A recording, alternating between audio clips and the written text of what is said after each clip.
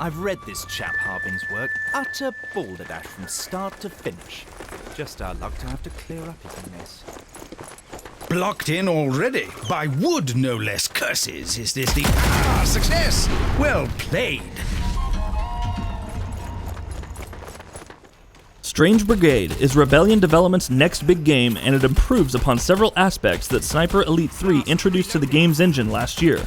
Just like Sniper Elite 3, Strange Brigade specializes in an intriguing level design, and although it doesn't follow the true sandbox structure of Sniper Elite 3, it does manage to deliver wide open levels along with spectacular draw distances. Tally-ho, Brigade! There's work here to be done. As soon as you boot up Strange Brigade, the very first thing you'll notice is the light-hearted presentation. This isn't restricted only to the user interface, but it's also felt in the game's various character models and narrative.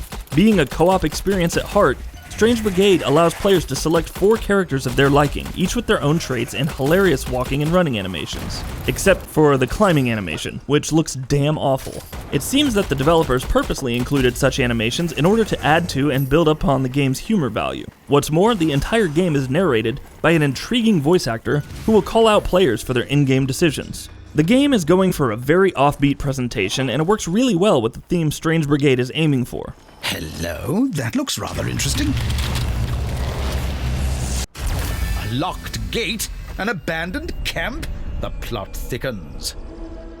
As noted earlier, being a Rebellion game, Strange Brigade excels in its level design, and this is further backed up by the good art design. Strange Brigade takes place in 1930, and as a member of the Strange Brigade, the players have to eliminate Seteki, the Queen of Sahara Africa, who is pretty brutal to her subjects. The developers have opted for a wide variety of art choices, which is reflected in the mummified NPCs, skeleton enemies, and various creatures like scorpions. Once again, the game tries its hardest to present each aspect of its challenge in a unique way. For example, enemies are introduced through a short cutscene whose styles will immediately remind you of the Borderlands series. Another improvement comes in the form of improved crowd rendering tech. Strange Brigade 2 has around 40 to 50 enemies on the screen most of the time, and possibly about 100 in some cases, but the engine didn't drop a frame in our experience. Furthermore, Strange Brigade adds a bit of player agency, allowing them to initiate several different kinds of traps and cause explosions in order to take down a number of enemies all at once.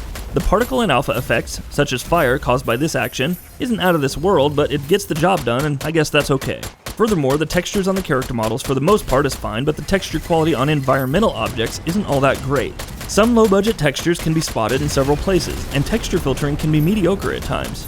The anti-aliasing solution doesn't work well on distant objects, giving the game a blurred look, and this kinda hurts the immersion. Overall, Strange Brigade feels like a title that prioritized fun gameplay and intriguing level design over hardcore graphical parameters, and given that this is more of a AA game, the results are pretty much what you'd expect. Tally-ho, Brigade! There's work here to be done. I've read this chap Harbin's work, utter balderdash from start to finish. Just our luck to have to clear up his mess. Blocked in already? By wood, no less. Curses, is this the... success! Well played. Strange Brigade on the PS4 Pro and Xbox One X is an interesting case to analyze. As revealed to GamingBolt in an interview with the developers, both versions offer improved shadow resolution, larger draw distance, and higher quality texture filtering over their respective base versions. However, there's a difference in image quality between the PS4 Pro and the Xbox One version. Sony's machine renders the game at 1440p resolution, and Xbox One X runs Strange Brigade at 1800p. However, Sony's machine also allows the player to choose between 2 frame rate options: run the game at a locked 30 FPS or in unlocked frame rates. Now, there is a down and an upside to both these options. In locked 30 FPS, the frame rate is pretty stable, but the image quality for some reason suffers a lot, resulting in jaggies.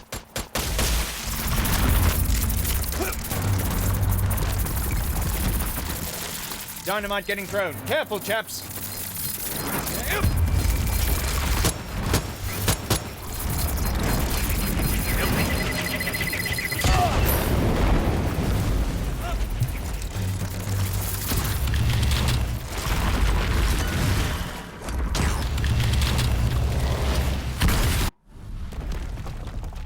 On the other hand, running the game at an unlocked frame rate on the PS4 Pro not only results in higher but inconsistent performance, but the image quality is drastically improved, resulting in a smoother and cleaner presentation. We're not sure why an option related to frame rate is impacting image presentation, but this effect is there, at least at the time of capturing the PS4 Pro footage. The Xbox One version, however, doesn't even have a frame rate option. The image quality is already better than the PS4 Pro version, and performance is pretty stable with next to no frame rate drops. It's a complete no-brainer then. Xbox One X provides players with a definite gameplay experience improvement thanks to its clean presentation and superior image quality. At the end of the day, Strange Brigade provides a rather different experience compared to what fans are used to with Sniper Elite and Rebellion. With fun-filled co-op mechanics, some interesting and hilarious dialogues, and solid gunplay, Strange Brigade isn't the kind of game you would play for its visual prowess. However, if you are a tech-savvy gamer, then we'll recommend the Xbox One X version over PS4 Pro, thanks to the former's sublime image quality and resolution.